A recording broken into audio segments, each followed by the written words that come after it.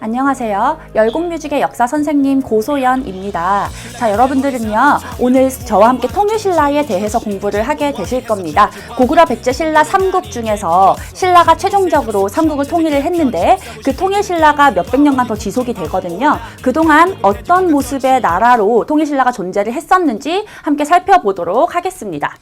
모든 걸 싹 다 바꿔버릴래. 통치체제 행정조직 더 강한 왕권을 더 세게 만들래. 구주 오소경에 다 모든 걸 싹 다 바꿔버릴래. 통치체제 군사조직 더 강한 왕권을 더 세게 서당 10조. 자, 일단은요, 통일신라를 처음 시작할 때는 언제나 삼국통일을 완수했던 왕에 대해서 공부를 하게 되겠죠. 삼국통일은 무열왕과 문무왕의 합작으로 이루어진다고 볼 수가 있겠습니다. 무열왕은 여러분들이 잘 알고 있는 김춘추예요. 김춘추가 이제 통일신라의 진골 귀족이었는데 왕위에 오르면서 삼국통일을 이제 반 정도 완수를 하고 이제 돌아가시게 됩니다. 최초의 진골 출신 왕이라는 거 기억을 해주세요. 여러분들이 신라 공부할 때 골품제에 대해서 많이 알고 있잖아요. 신라의 신분제인 골품제는 굉장히 강력한 신분제였기 때문에 귀족인 성골과 진골 중에서 왕은 오로지 성골만 될 수가 있었죠. 그러나 성골에 이제 남자 중에서 왕을 할 사람이 없게 되자 선덕여왕과 진덕여왕이라고 하는 성골 여자들이 왕을 하게 되었는데 그 여왕들이 이제 후사가 없이 죽게 되면서 진골 중에서 왕을 뽑아야 하는 상황이 됐고 그 중에서 이제 왕으로 선출된 것이 김춘추 무열왕이었던 것입니다. 자, 그럼 여러분들 여기서 뭔가 하나 팁을 드리자면 같은 진골 귀족들은 무열왕을 보면서 무슨 생각을 했을까요? 우리 어제까지만 해도 다 같은 진골 귀족이었는데 이제 갑자기 제가 왕 노릇을 하네? 라고 생각하면서 나라고 왕을 못하겠어? 라는 생각을 하게 됐겠죠. 그래서 이것은 나중에 배우게 될 통일신라 후기에 이제 진골 귀족들이 나도 왕을 하겠다라고 반란을 일으키게 되는 어떤 원인 제공을 하게 됩니다. 그러나 이 당시에는 어쨌든 왕권이 강했기 때문에 그런 반란 같은 건 일어나지 않았고요. 자, 무열왕이 이제 백제를 멸망시킨 후에 돌아가셨고 고구려를 멸망시키고 나당 전쟁을 승리로 이끌면서 삼국통일을 완수한 왕이 바로 문무왕이 되겠습니다. 자, 그런데 여러분들 문무왕이요, 돌아가시기 직전에 어떤 생각을 했냐면 아까 제가 말씀드린 것처럼 진골 귀족들은 왕권이 조금만 약해져도 바로 반란을 일으킬 준비가 되어 있는 상황이었어요. 그러나 문무왕은 삼국통일을 완성한 왕으로서 왕권이 강했기 때문에 자기는 괜찮지만 내가 죽고 나서 내 아들이 왕이 되면 그때는 진짜 진골 귀족들이 반란을 일으킬 것 같은 거죠. 그래서 진골 귀족 중에서 가장 힘이 셌던 사람의 딸과 자기 아들인 신문왕을 결혼을 시켜 놓게 됩니다. 그 진골 귀족이 바로 김흠돌인데요.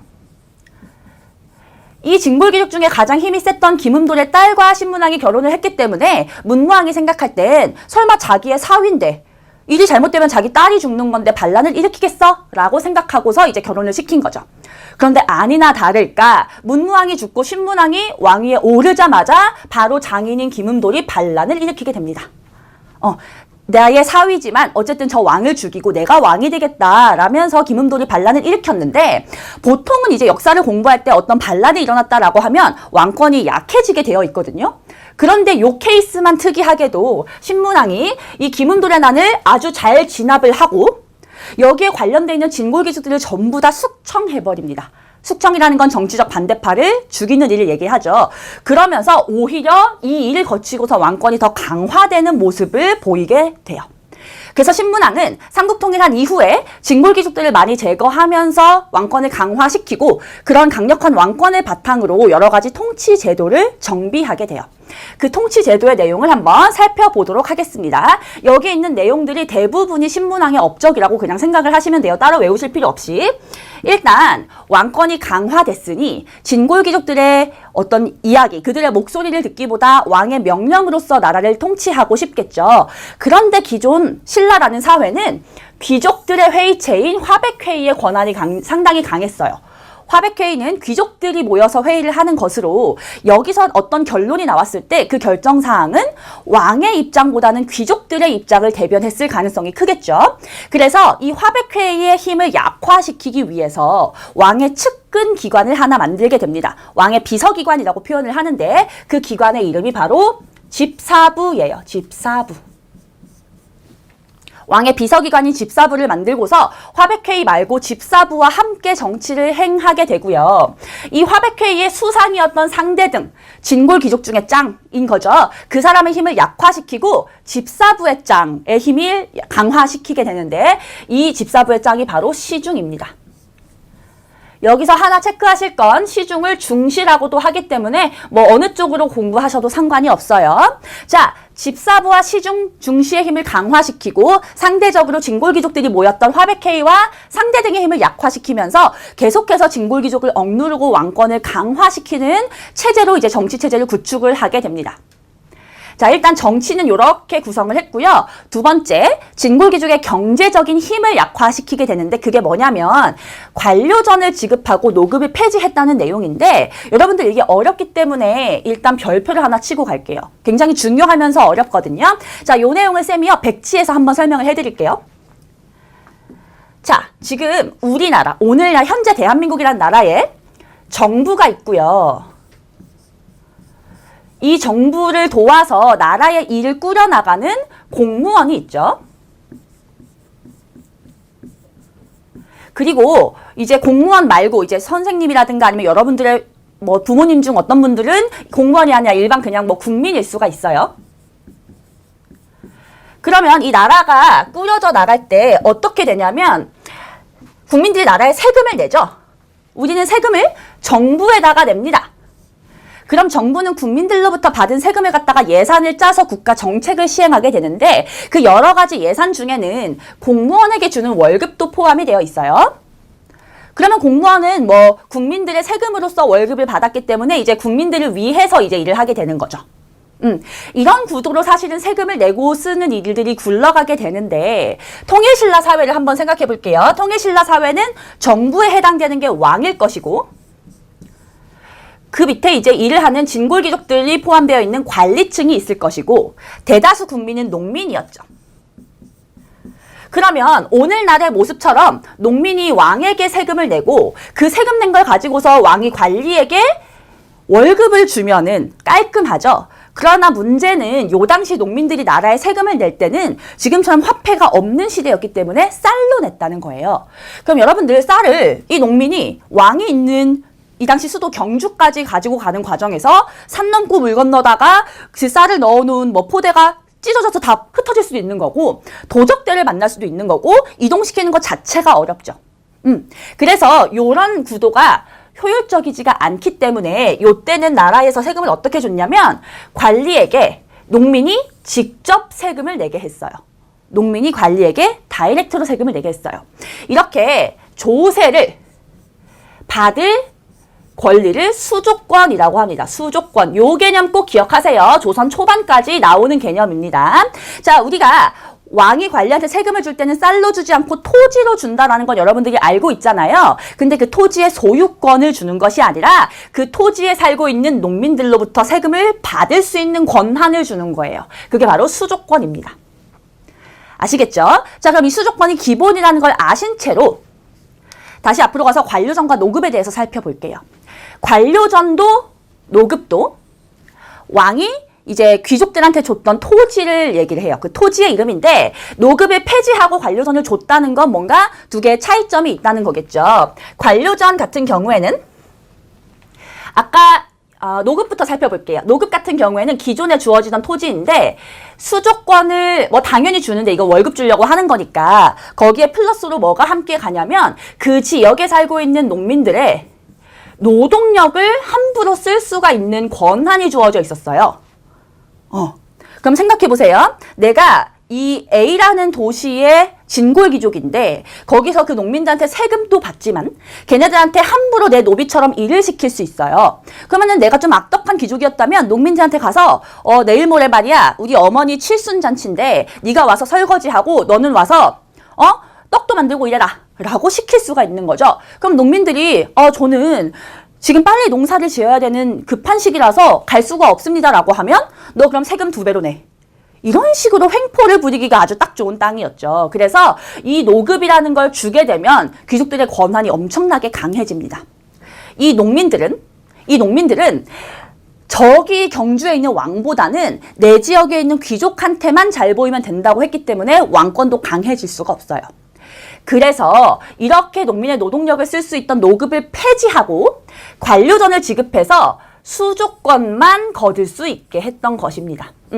수조권만 허용을 해주고 농민의 노동력을 함부로 쓸 수 없게 만든 것이 이 관료전 지급이 가지는 의의예요. 그래서 이렇게 되면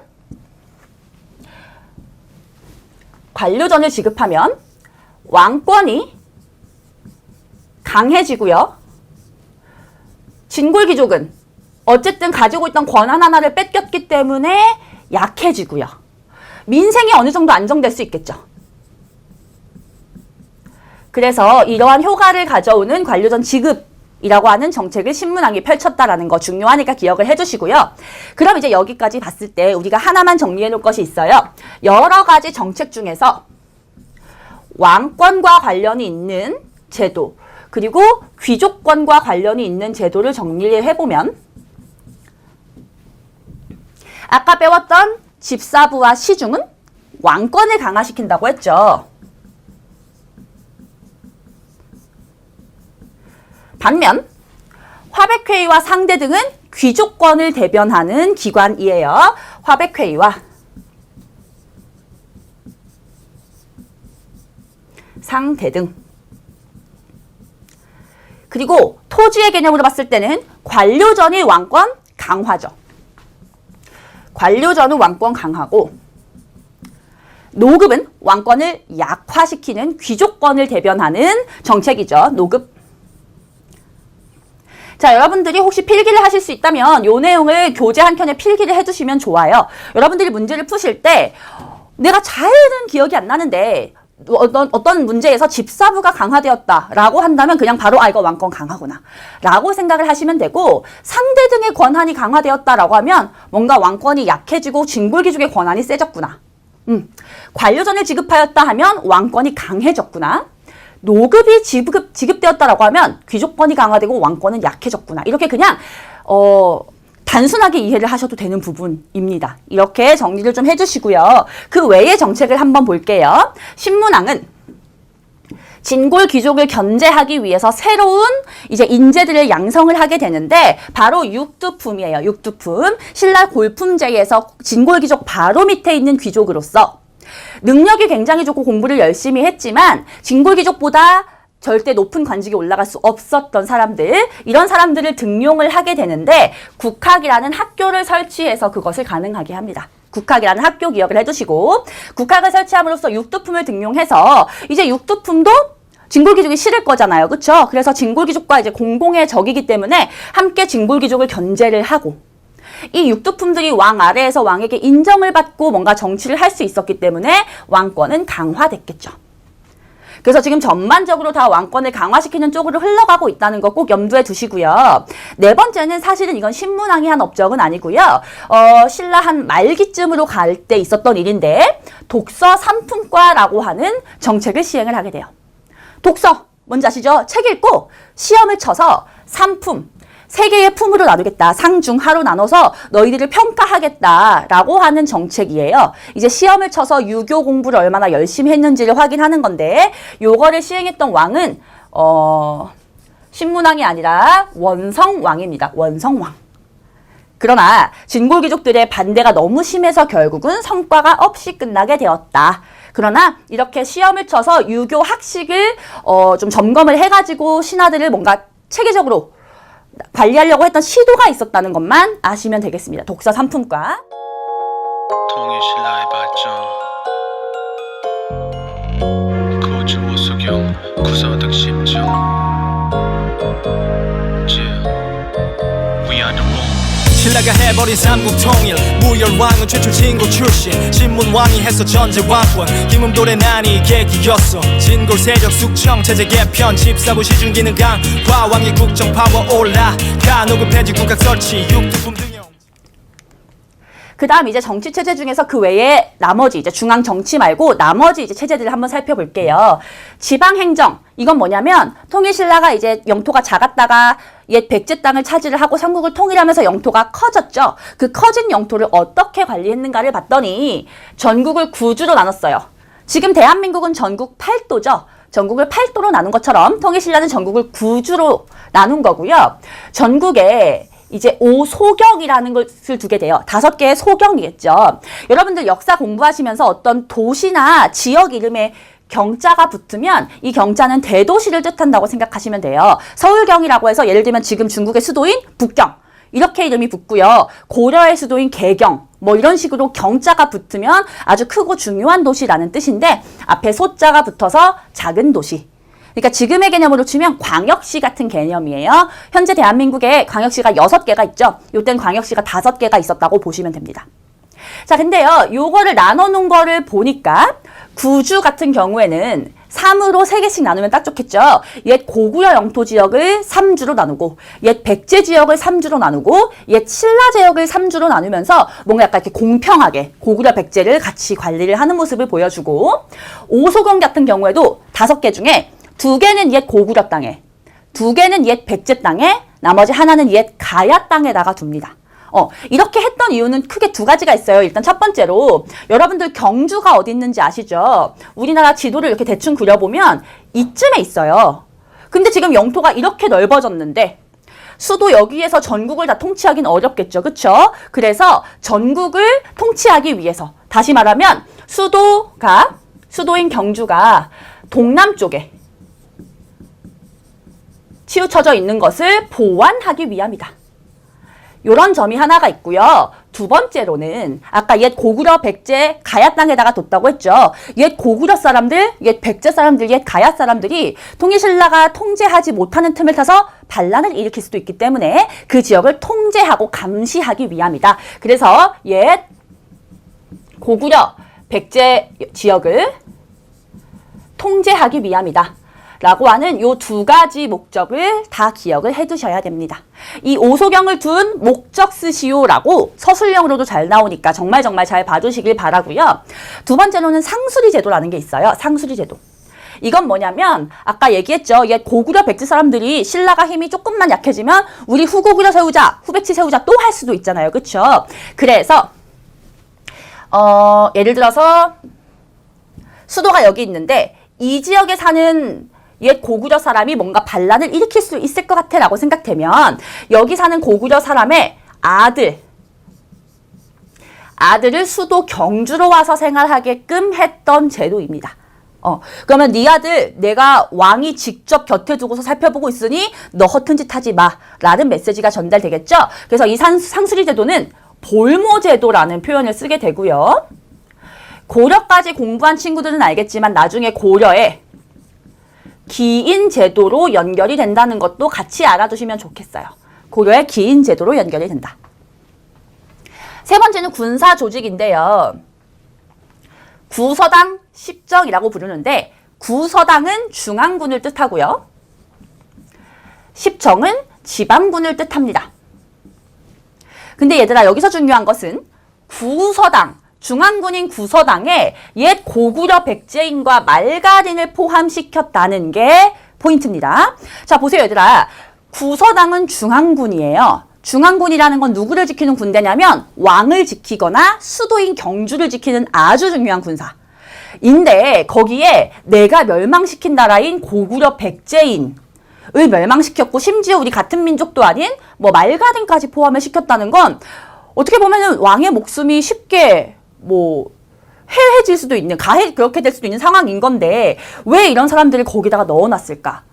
라는 게 포인트예요. 왜 그랬냐면 고구려 백제인한테 나는 너를 나의 백성으로 진심으로 맞이한다. 나는 너희들을 믿는다라는 걸 보여주는 제스처인 거죠. 그래서 민족을 융합하고자 했다라는 거 꼭 기억해 두시길 바랍니다. 민족 융합 정책이에요. 그래서 구서당, 고구려 백제 말간이 포함되었다. 그렇게 해놓은 목적은 민족융합이다. 라는 것까지 정리를 하시면 되겠습니다. 자, 이게 모두 다 왕권 강화요 지방행정 조직 구주 오소경 넓어진 영토 구주로 재편 오소경은 수도 강화 지방 세력 감시 상수리 제도로 지방 체크 상시 군사 조직 구서당 10정 중앙군 구서당의 고구려 백제 말간 민족융합으로 we are the one. 다 모든 걸 싹 다 바꿔버릴래. 통치체제 행정조직 더 강한 왕권을 더 세게 만들래. 구주 오소경에 다 모든 걸 싹 다 바꿔버릴래. 통치체제 군사조직 더 강한 왕권을 더 세게 구서당 10정. 자, 그 외에도요. 성덕왕이라는 왕 때 왕 이름까지 굳이 외우실 필요는 없는데 여러분들 에밀레종 들어보셨죠? 에밀레종의 정식 명칭은 성덕대왕 신종, 그 성덕왕입니다. 그 에밀레종의 주인공인데 이 성덕왕이 백성들에게 정전을 지급했다라고 하는 기록이 남아 있어요. 근데 이 정전을 보면은 사실 이 정전 지급에 대한 해석은 좀 여러 가지가 있을 수가 있는데 어쨌든 지금 교육과정에서 해석하기로는 백성들에게 토지를 나눠주었다. 이렇게 이해를 합니다. 그러니까 예를 들면 토지가 이만큼이 있는데 그 중에서 현재 자기 땅을 갖고 있는 농민들은 요만큼밖에 없고 요 토지는 농민들이 차지하고서 농사 짓고서 세금을 내고 있는데 요 남은 토지는 현재 주인이 없어서 놀고 있다라고 가정을 해볼게요. 그러면 그냥 이 땅이 없는 백성들한테 나눠주고서 그 땅에서 세금을 거두면 백성도 좋고 나라도 좋지 않겠어요? 그쵸? 그래서 그런 입장에서 정전을 지급을 하게 돼요. 놀고 있는 땅이 없는 그 백성들에게 나누어 줌으로써 백성들은 농사 짓고 먹고 살 수 있게 되었고 나라에서는 세금이 제거졌다. 이렇게 이해하시면 되겠어요. 민생이 안정되고 재정이 확보되었다. 자, 두 번째는 이제 민정문서, 신라촌성문서라는 걸 볼 텐데 별표 치겠습니다. 굉장히 중요하고요. 교과서나 교재마다 민정문서라고도 하고 신라촌랑문서라고도 하기 때문에 그냥 뭐 자기네 학교에서 공부하는 방식대로 여러분들은 공부를 해주시면 되겠어요. 이거는 뭐냐면 일본에서 발견이 된 문서인데요. 어떤 되게 오래된 문서가 일본에서 발견이 되어서 해석을 해보니까 옛날 통일신라 거더라 라고 결론이 났는데 이 신라촌랑문서의 내용을 보니까 굉장히 엄청난 내용들이 들어가 있었어요. 자, 한 촌락이야. 그 촌락에 인구수가 조사가 되어 있는데 그냥 인구가 아니라 성별, 그러니까 남자 몇 명, 여자 몇 명, 나이대별, 그리고 노비의 숫자, 거기다가 이사 간 사람과 이사 온 사람까지 기록이 돼 있었어요. 그리고 가축도요, 소가 몇 마리, 말이 몇 마리 이렇게 나눠져 있고 그 지역에 뭐 뽕나무가 몇 그루, 뭐 잣나무가 몇 그루 이런 것도 조사가 되어 있고 그러니까 이게 정말 그 작은 촌락 단위에 대해서 너무나 상세하게 조사를 해놓은 문서가 발견이 됐는데 심지어는 그것을 3년마다 작성을 했다는 거예요. 여러분들 이렇게 옛날은 오늘날보다 훨씬 열악하기 때문에 조선시대에도요. 조선시대면 신라보다 발전했던 시기인데도 이런 문서를 20년에 한 번 작성을 해요. 20년에 한 번. 근데 그 옛날 신라 때 이걸 3년마다 작성했다는 건 정말 엄청나게 국가가 지방을 잘 통제하고 관리하고 있었구나라는 걸 보여주는 거예요. 그거를 촌주가 작성을 했고 그 촌에서 이제 그 촌을 담당해가지고 뭐 마을 이장 같은 개념 그 사람이 작성을 했는데 이런 거를 왜 그렇게 3년마다 작성했는가? 국가에서 하는 건 이유는 딱 하나죠. 세금을 똑바로 걷기 위해서.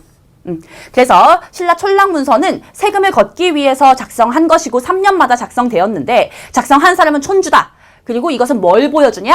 통일신라가 지방까지 정말 잘 관리하고 있었음을 보여준다. 라는 거. 그래서 이건 정말 왕권이 강하고 중앙집권이 잘 되어 있지 않으면 불가능한 일이기 때문에 통일신라의 어떤 발전 정도를 보여준다고 이해할 수가 있겠습니다. 그리고 이제요, 신라 좀 후기, 아주 후기는 아닌데 중기에서 후기 넘어가는 시점에 경덕왕이라는 왕이 있었어요. 이 왕도 이름을 외우실 필요는 없고 여러분들이 잘 알고 있는 수학여행 때 꼭 가는 이 불국사와 석굴암이라고 하는 경주에 남아있는 정말 우리나라의 가장 대표격인 문화유산이 요때 건립이 되게 됩니다. 그리고요, 노급이 부활을 하게 돼요. 우리 아까 앞에서 배웠죠? 노급이 부활한다는 건 왕권이 강화였을까요? 약화였을까요? 머리를 굴려보면 얘는 왕권 약화를 뜻하죠. 그래서 뭔가 진골귀족 진골귀족들이 왕을 누르고서 권력을 다시 강화시켜 보겠다는 그 움직임이 이때부터 시작되지 않았을까라고 해석을 해볼 수가 있겠습니다. 국가재정 확보 위에 농민에게 정전을 지급하고 촌주작성 민정문서 조세관리 이지 경덕왕 시절 전제 왕국 꽃피지 불국사서 꿀한 불교 예술 등장하지요 노급 부활 직무 분담 관리기 강황리 그래서 결국은 통일신라 말에 이제 멸망하는 과정을 지금부터 보시게 될 겁니다. 자, 아까도 얘기했듯이 진골귀족 중에서 무열왕이 왕이 되었죠. 김춘추. 근데 왕권이 강할 때는 안정돼 있었겠지만 왕권이 조금만 약해져도 진골귀족들은 나도 왕할래 라면서 나서게 될 거예요. 그쵸? 그래서 진골귀족들이 왕권 다툼을 엄청나게 하게 되는데 대표적으로 김헌창의 난과 장보고의 난이 있습니다. 특히 김헌창 같은 경우에는 김헌창의 아버지 김주원이라는 사람이 있었는데 이 김주원이 굉장한 그 왕이 될 수 있는 다음 후보 중에 가장 강력한 후보였는데 그냥 기록에 의하면요. 왕을 선출하는 날에 궁궐에 가야 되는데 갑자기 비가 내려서 강물이 홍수가 났고 강 건너편에 살고 있었던 김주원은 강을 건너지 못해서 이제 왕권을 빼앗겼다라고 이제 기록에 남아 있어요. 그렇게 좀 억울하게 왕권을 뺏겼다고 생각했는지 김주원의 아들인 김헌창이 화가 난 거예요. 아, 우리 아빠가 왕이 됐으면 나도 왕일 텐데 라고 생각하면서 나중에 반란을 일으키게 됩니다. 이러한 상황에서 진골귀족들 저 중앙에서 치고받고 싸우는 거 쟤들 좀 꼴보기 싫다. 나는 지방의 근거지를 두고서 나만의 독자적인 세력을 키우겠어 라고 하는 사람들이 생겨나는데 그 사람들이 바로 호족이에요. 호족. 호족은 군사력이 있고 경제력도 있고 지방의 근거지를 두고 있으면서 그 지방의 농민들을 나의 편으로 규합했던 사람입니다.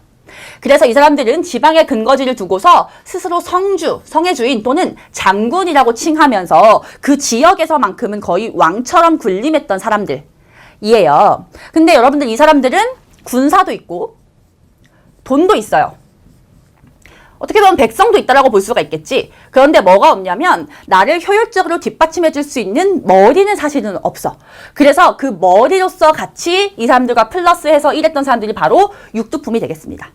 육두품. 아까 신라의 육두품은 진골귀족 바로 밑에 있으면서 똑똑하고 능력도 있지만 이 골품제의 한계 때문에 어떤 관직을 오르는데 제한이 있었던 사람들이잖아요. 이 사람들이 그래도 신문왕 때는 아까 얘기했듯이 국학을 통해서 열심히 공부하면서 왕권을 뒷받침하는 세력으로 작용을 했지만 왕권이 약해지고 다시 진골귀족들끼리 치고받고 싸우는 상황이 되니까 이 사람들은 갈 길이 없어지죠. 그래서 이 사람들은 대표적인 육두품이 최치원 같은 사람들이 있는데 이 사람들은 당나라에 유학 가가지고 당나라 과거 시험에 합격을 하면서 사실은 당나라에서 좀 승승장구할 수도 있었던 사람들인데 통일신라가 망해가는 걸 어떻게든 막아보겠다고 돌아오게 됩니다. 그런데 돌아와가지고 이제 왕에게 여러 가지 개혁안도 제시를 해보고 하지만 진골 귀족들의 반대가 너무 심해서 그 개혁안이 받아들여지지가 않아요. 그런 상황에서 최치원은 그냥 모든 걸 포기하고 지방에 내려가서 숨어 살면서 시를 쓰고 살다가 이제 돌아가신 것으로 기록이 되어 있지만 최치원의 이런 모습을 본 나머지 육두품들은 이렇게는 안 되겠다 라고 생각하면서 통일신라를 개혁하는 건 이미 글러먹었고 나는 호족과 결합해서 새로운 세상을 만들겠다 라고 생각을 하게 돼요. 그래서 군사력과 경제력이 있는 호족 그리고 머리가 좋았던 육두품이 결합을 해서 새로운 세상을 꿈꾸게 된다 라는 거. 그래서 지금 이런 상황이 펼쳐지고 있고 지배층들 사이에서는 그럼 평민들은 지배층도 이렇게 힘든데 평민들은 더 힘들었겠죠. 농민봉기가 엄청나게 많이 일어나요. 굉장히 많이 일어나는데 가장 대표적인 농민봉기 하나만 기억을 할게요. 원종과 애노의 난. 원종과 애노의 난. 기록상 우리나라에 거의 처음으로 농민봉기가 일어났다라고 볼 수가 있겠고 대표적인 통일신라 말기의 농민봉기니까 기억을 해주세요. 이런 상황에서 어떠한 나의 이런 어려운 상황을 종교라든가 여러 가지 사상에 좀 기대서 이겨보겠다라는 움직임이 나타나게 돼요. 이거는 통일신라뿐만 아니라 고려가 망할 때, 조선이 망할 때도 이렇게 종교가 굉장히 많이 발생을 하게 되거든요.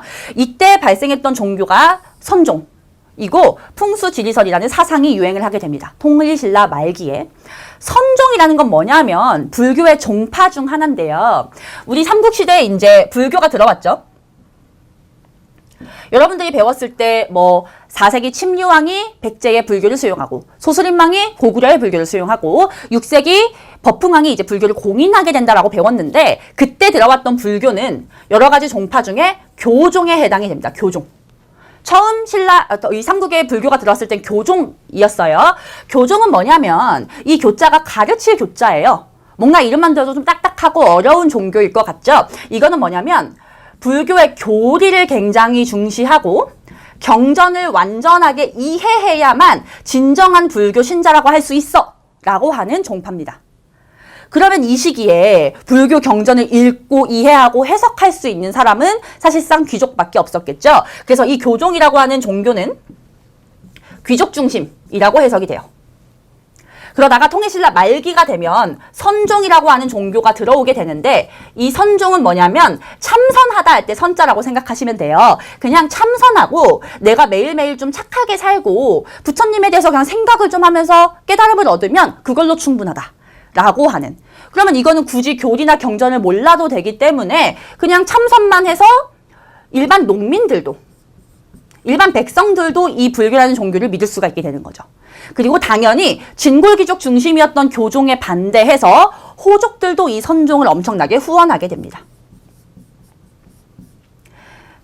그래서 요 시기가 되면 선종을 바탕으로 해서 승탑이라고 하는 게 등장을 하게 되는데 굉장히 쉬운 개념인데 처음 들어봐서 어렵게 느껴지실 거예요. 여러분들 불탑은 들어봤죠? 예를 들면 뭐 다보탑이나 석굴암에 있는 뭐 여러 가지 탑들, 그리고 불국사 3층 석탑 이런 것들은 왜 만드는 거냐면 거기 앞에 가서 뭐 기도하고 이런 용도라고 생각을 하시겠지만 거기다가 플러스로 부처님의 사리를 봉안하는 어떻게 보면 무덤이라고 생각하시면 돼요.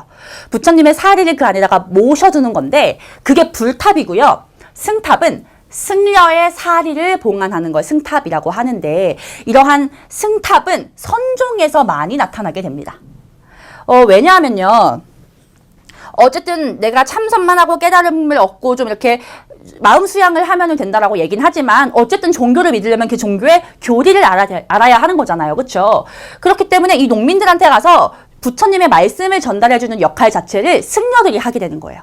승려들이 모아놓고서 부처님께서 이렇게 말씀하셨습니다. 이렇게 살아야 됩니다. 라고 얘기를 해주는 과정에서 이 승려들은 마치 나의 스승님과 같은 존재가 되는 거죠. 그래서 승려의 존재감이 굉장히 커지고 나의 스승님과 같은 승려가 돌아가셨을 때는 탑을 만들어서 그 안에다가 그 승려의 사리를 봉안을 하게 되는 거죠. 그래서 그냥 승탑은 별로 어려운 개념은 아니고요. 승탑이 나타난다 그러면 그냥 선종이라고 이퀄 해서 이해하셔도 돼요. 그 외에 뭐 구산 선무는 9개의 산에 있는 선종 종파가 크게 9개가 있었다라고 이해를 하시면 되는데 이 호족들이 아까 선종을 후원했다고 했죠. 근데 호족들은 돈이 많잖아요. 그렇죠? 그래서 이 호족의 후원을 받아서 선종이 그만큼 많이 발전했다라고 이해하시면 되겠습니다. 풍수지리설은 뭔지 아시죠? 풍수지리설. 지금도 뭐 풍수지리 얘기 많이 하는데 풍수지리라는 건 어떤 지형이나 지역의 기운이 있고 그 기운이 인간에게 영향을 미친다고 믿는 사상이죠. 오늘날도 굉장히 많아서 뭐 이사 갈 때 풍수지리를 본다. 뭐 제주도 같은 경우에는 한라산이 보이는 집이 기운이 좋다 뭐 이렇게 얘기를 하거든요. 그런 게 이제 오늘날까지 영향을 미치는데 처음 우리나라에 들어온 것이 통일신라 말기예요. 딱 요 시기. 근데 이게 유행을 하게 되면서 호족들이 이걸 어떻게 해석을 하게 되냐면 지금 경주가 1000년 동안 수도여가지고 이 나라에서 제일 중요한 곳인 줄 알았는데 이렇게 나라가 망해가는 걸 보니 저긴 풍수지리상 기운이 다 했구나. 경주는 이미 기운이 다 해서 새로운 지역을 찾아 나서야 돼. 근데 호족들은 지방에 근거지를 뒀죠. 내 지방이 기운이 좋대. 내 지역이 좀 괜찮대. 다음 수도가 될 만하대. 라는 식으로 해석을 하게 되면서 그들의 권력을 뒷받침하는 사상으로 역할을 하게 됩니다. 그래서 요 선종과 풍수지리설도 이제 호족에게 많은 영향을 주면서 호족들이 새로운 사회를 건설하는데 영향을 주게 되는 거죠. 그러나 그 후 기상이 변동 없이 상감수하고 신라 말의 사회동이 흔들흔들 진골귀족 왕이젠 다 꿈틀꿈틀 지방호족 셀프성주 장군 군사행정장악 해적 소탕 창고고는 해상 무역장악 육두품 골품제 호족과 콜라보 농민봉기 원종의 농예난 그렇게 해서 실제로 나라에 세웠던 사례들이 여러분들 많이 들어봤을 후백제와 후고구려입니다. 두 나라는 1년 간격으로 건국이 되었고 후백제가 먼저 건국이 됐는데 많이 들어보셨을 거예요. 견훤이 세웠고요. 수도는 완산주입니다. 이런 거는 다 외워주셔야 돼요. 오늘날 전주에 해당이 되죠. 근데 이 후백제 같은 경우에는 신라의 대야성을 함락하는 등 신라와 전쟁을 굉장히 많이 했고 중국 거란과 외교했다는 기록이 남아 있어요. 이거는 어떻게 해석을 할 수 있냐면 거란은 좀 그렇다 치고 중국 같은 경우에는 어쨌든 이 후백제가 신라 입장에서 보면 반란 세력인데 단순 반란 세력에 불과했다면 중국이 이런 큰 나라가 외교를 해주진 않았겠죠. 그렇죠? 그래서 이 중국과 외교했다는 것에서 그래도 후백제가 반란으로 일어난 나라지만 뭔가 기틀은 마련돼 있었구나. 나라로 인정받을 만한 구석이 있었구나. 이렇게 이해하실 수가 있는 거고, 후고구려 같은 경우에는 궁예가 송악에서 건국을 했고, 송악은 지금의 개성입니다. 북한에 있는 개성. 이 궁예 같은 경우에는 굉장히 좀 승려였는데 민심을 되게 많이 샀던 승려라고 해요. 그래서 그 개성 지역에서 가장 명망도 높고 돈도 많은 가문이었던 왕건 가문이 이 궁예의 신하로 들어가게 됩니다. 신하로 들어갔는데 문제는 궁예가 후고구려 왕이 된 후에요. 왕이 된 후에 여러분들도 아시겠지만 관심법, 내가 미륵이다라고 하면서 굉장히 많은 폭정을 일으키게 되죠. 신하들을 그냥 죽이고 누가 기침 소리를 내었어 막 이러면서 다 죽여버리고, 그래서 궁예의 아내가 와서 제발 그렇게 하지 말라고 막 애원을 하는데, 나는 관심법을 할 수 있어서 너의 마음을 다 읽을 수 있는데 너는 분명히 다른 남자와 간통을 했을 것이야 라면서 아내도 죽여버려요. 막 이런 상황이 반복이 되니까 결국은 신하들이 궁예를 나의 왕으로 모실 수 없다라면서 궁예를 쫓아내게 되고요. 그 다음 왕의 자리에 신하였던 왕건을 앉히게 됩니다. 그래서 왕건이 왕이 되고 나라 이름을 고려로 바꾸면서 고려가 건국이 되는 거예요. 부산서 문승탑 선종국 학시험제도 독서 상품과 견훤은 완산주에서 후백제 세우고 대야성 함락 궁예는 개성에서 후고구려 세우고 후삼국은 고려 태조 왕건이 통일하고. 자, 이렇게 고려가 건국이 되었는데 왕건은, 그러니까 고려의 왕인 왕건은요, 외교정책 자체를요, 신라에 대해서는 우호적인 태도를 취했고, 후백제와는 굉장히 적대적인 태도를 취하게 됩니다. 여러분들이 생각할 때는, 그래도 후고구려랑 후백제가 좀 더 친하고 신라를 싫어할 것 같은데 왜 그랬을까요? 라고 생각하실 수가 있는데, 선생님이 보기엔 이런 거예요. 왕건은 신라 입장에서 어쨌든 반란 세력이 세운 국가에서 왕이 된 거지만, 왕건 자체가 반란을 일으킨 건 아니죠. 왕건은 그냥 있는 나라의 신하였을 뿐인데 거기서 왕이 된 거기 때문에 왕건은 나는 반란 세력이 아니야. 나는 후백제랑은 선을 긋겠어. 난 견훤과는 급이 달라. 라고 하면서 나는 천년 역사를 가진 신라 너희들을 우대해 줄 거야. 난 너희 역사를 존중해. 이런 태도를 취한 거죠. 요런 상황에서 결국은 이제 고려가 삼국통일하는 과정까지 가게 됩니다. 그 과정을 한번 보시면요. 특이한 거, 여러분들 이거 문제 풀 때 진짜 많이 틀려요. 10명 중에 한 7명은 틀리는 것 같아. 후삼국 통일 과정을 볼 때 왠지 후삼국 통일하고서 고려 건국이 올 것 같아. 근데 절대 아니고 고려 건국이 제일 먼저 온다는 거 꼭 기억하세요. 후고구려의 궁예를 쫓아내고 왕건이 왕이 되고 왕건이 나라 이름을 고려로 바꾼 것이 제일 첫 번째. 그 다음 그 사이에 북쪽에서 여러분들 발해 있다는 거 알죠? 발해가 망하면서 발해 유민이 내려왔을 때 그들을 고려의 백성으로 맞아줍니다. 그 다음 이제 신라가 멸망하고 후백제가 멸망하는 과정을 볼 텐데, 일단 후백제 안에서요, 견훤과 견훤 아들 사이에 뭔가 갈등이 생겨서 견훤이 아들에 의해서 어떤 절에 이렇게 감금이 되게 돼요. 그래서 이제 견훤이 화가 나서 탈출을 해가지고 고려에 가서 이제 왕건에게 투항을 하게 됩니다. 그래서 후백제 이렇게 조금 분란이 생기고 있는 상황에서 신라가 고려에 항복을 해와요. 항복. 신라 입장에선 어차피 우리 그냥 가만히 있어도 망할 것 같은데 후백제한테 망하면 나는 노비로 살겠지만 왕건은 나를 좋게 받아줄 것 같아. 그럼 빨리 가서 항복해버리자 라고 하면서 신라가 왕건에게 항복을 하게 되고, 후백제, 아까 그 견훤의 아들이 지금 왕이 돼 있겠죠. 그 후백제 군을 격파하면서 후삼국을 통일하게 된다. 요 과정, 이 과정은 정말 시험에 잘 나오니까 꼭 기억해 두시고, 고려 건국이 제일 먼저. 발해 유민 흡수는 나올 수도 있고 안 나올 수도 있는데요. 견훤이 투항을 해왔고 신라 항복, 그리고 견훤의 아들이 있는 후백제는 멸망을 하게 되면서 후삼국이 통일된다. 요 과정까지 보시면 이제 통일신라는 완벽하게 끝나게 됩니다. 요 내용을 우리 또 노래 가사 통해서 살펴봐야겠죠. 자, 신라가 삼국통일 했는데 무열왕은 최초의 진골 출신 왕이고, 여기 지금 중요하지 않아서 빠져있지만 문무왕이 나당전쟁을 승리로 이끌면서 삼국통일을 완수했다. 자, 신문왕 굉장히 중요하죠. 전제 왕권을 수립을 하게 되는데, 김흠돌의 난, 장인인 김흠돌이 나를 죽이려 했지만 그거를 이렇게 잘 제압을 하면서 왕권을 강화시켰다라고 했었고요. 자, 진골 세력을 숙청하고서 체제를 개편했는데 집사부, 왕의 비서기관, 시중은 말하자면 왕의 비서실장? 의 기능을 강화시키면서 왕의 권한을 더 강화를 시켰고, 노급을 폐지하고 아까 뭐를 지급했다? 관, 료전을 지급하면서 진골 귀족들이 농민의 노동력을 함부로 쓸 수 없게끔 만들었고요. 국학을 설치해서 이제 인재를 양성해가지고 육두품을 등용해서 함께 진골 귀족을 견제했다. 자, 이게 모든 게 왕권 강화라는 거 정리 한번 해주고 있고요. 지방은 구주 오소경으로 나눠놨는데 넓어진 영토를 구주로 재편을 했고, 오소경은 수도를 강화한다. 그러니까 수도가 지니는 어떤 한쪽에 치우쳐져 있다는 점을 보완한다. 그리고 지방 세력을 감시한다. 요 두 가지 서술형으로 나온다고 했어요. 그 다음 상수리 제도는 뭐였죠? 볼모제도, 유력한 사람의 이제 아들을 갖다가 나의 곁에 두게 했던, 그래서 지방 세력을 항상 체크를 했고, 군사는 구서당 10정인데 특히 구서당은 왕을 지키는 군대인데 고구려 백제 말갈인이 포함되어 있다. 그렇게 했던 이유는 민족 융합이다. 통일신라의 발전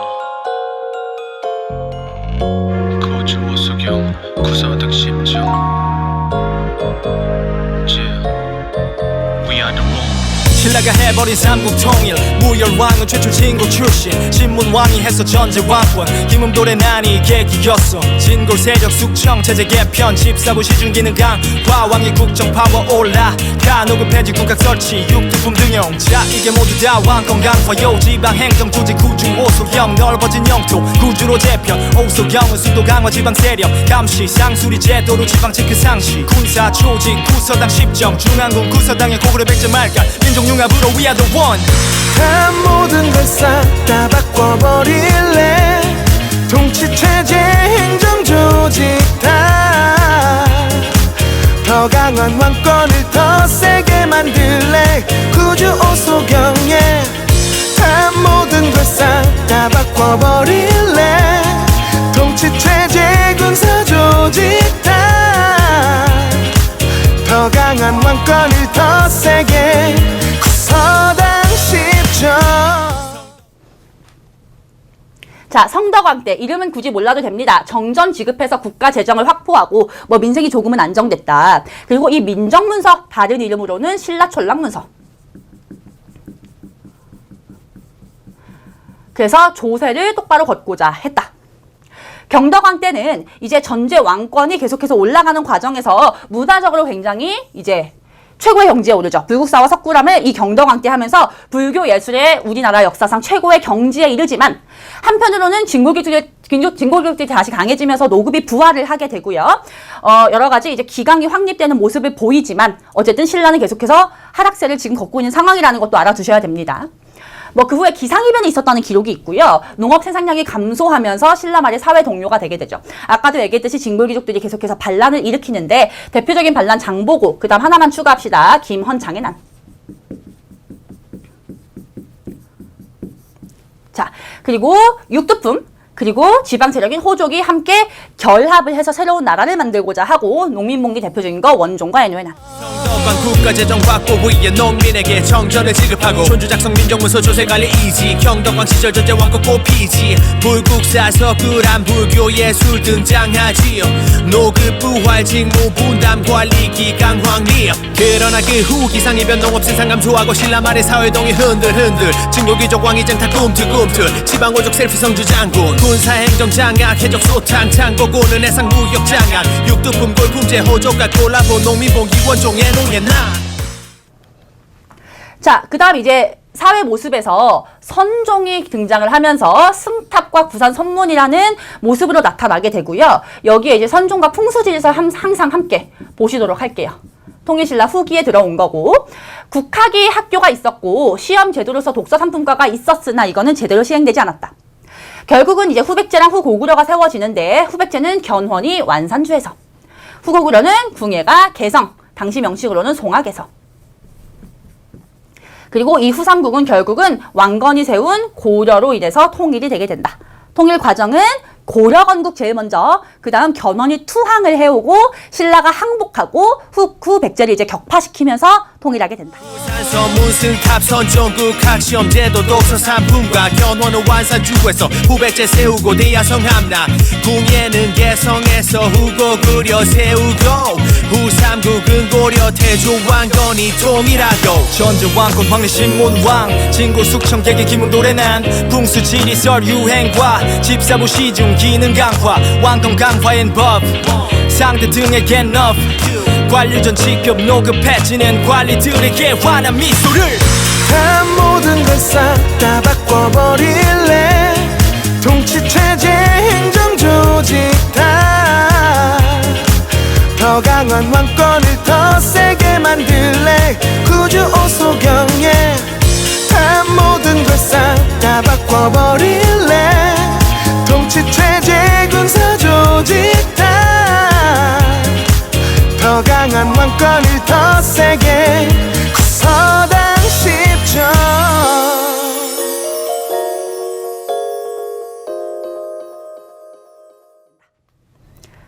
자, 여기까지 보시면 우리가 통일신라 역사를 전부 다 봤고요. 고려가 건국되는 과정까지 봤습니다. 통일신라는 굉장히 어려운 개념들이 많이 나와요. 여러분들 보시겠지만 뭐 집사분이 뭐 관료전이니 개념들이 어려운데 그거를 이해만 하시면 전반적으로는 왕권이 강해지다가 말에 약해졌다. 이 흐름이기 때문에 역사 용어 정리들 그런 것들 좀 잘 해두시면 쉽게 공부하실 수 있을 거라고 생각을 합니다. 오늘도요, 이거 다 보셨으면 이 열국뮤직의 노래 다시 한번 들어보면서 복습해 주시고요. 다음번에 뵙도록 하겠습니다. 들어주셔서 감사합니다. 김음돌의 난이 계기였어 진골 세력 숙청 체제 개편 집사부 시중